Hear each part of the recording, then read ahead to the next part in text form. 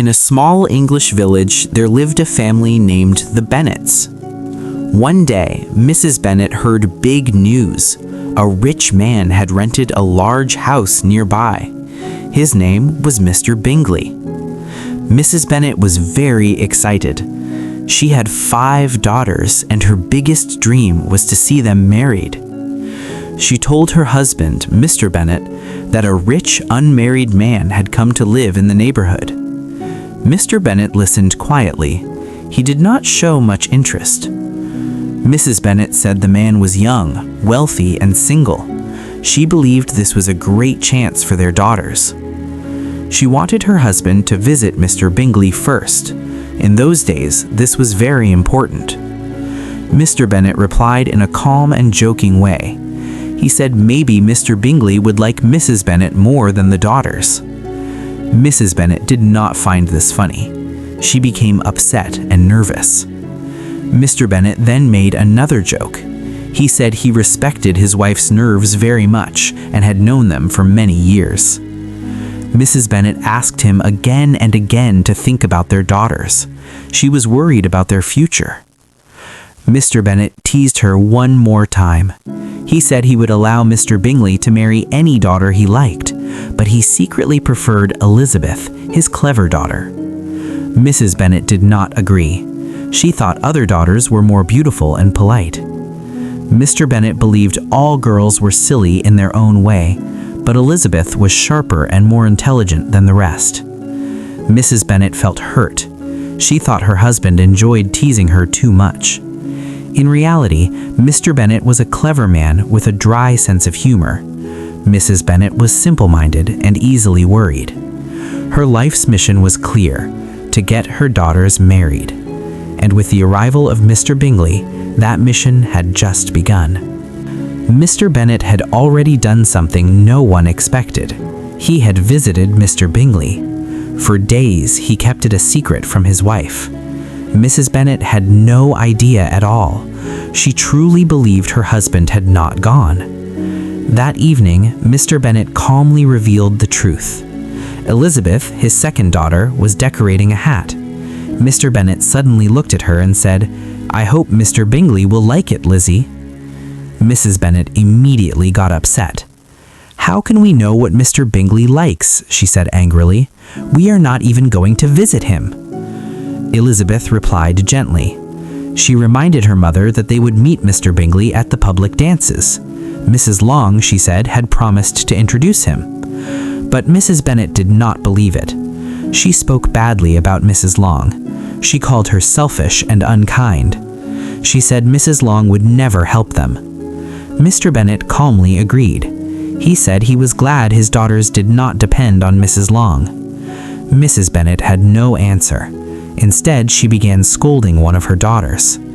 Suddenly, Lydia spoke with confidence. She said she was not afraid at all. Even though she was the youngest, she proudly said she was the tallest. The rest of the evening passed with excitement. The family kept wondering when Mr. Bingley would return the visit and when they should invite him to dinner. Mrs. Bennet was eager to know everything about Mr. Bingley. With help from her 5 daughters, she questioned her husband again and again. But Mr. Bennet avoided every question and gave no clear answers. In the end, they had to depend on their neighbor, Lady Lucas. Lady Lucas spoke very highly of Mr. Bingley. Sir William Lucas had been delighted with him. He was young, very handsome, polite, and pleasant. Even better, he planned to attend the next ball with a large group. This news made Mrs. Bennet extremely happy. She believed that a love for dancing was often the first step toward falling in love. She told her husband that if even one of their daughters married well at Netherfield, and the rest also married happily, she would have nothing more to wish for.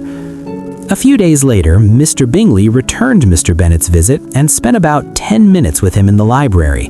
He hoped to see the young ladies whose beauty he had heard so much about, but he met only their father. The daughters, however, watched from an upstairs window and noticed that he wore a blue coat and rode a black horse. When the night of the ball arrived, Mr. Bingley immediately became the center of attention. He was good-looking, friendly, and easy to talk to. He danced every dance and made everyone feel comfortable. People liked him at once. He arrived with his sisters, his brother-in-law, Mr. Hurst, and his close friend, Mr. Darcy. At first, Mr. Darcy also attracted great attention. He was tall, handsome, and clearly very wealthy. For a while, the ladies admired him greatly. But his manners soon changed how people felt about him. Mr. Darcy was proud and distant. He refused to dance with most women and acted as if he were above everyone else.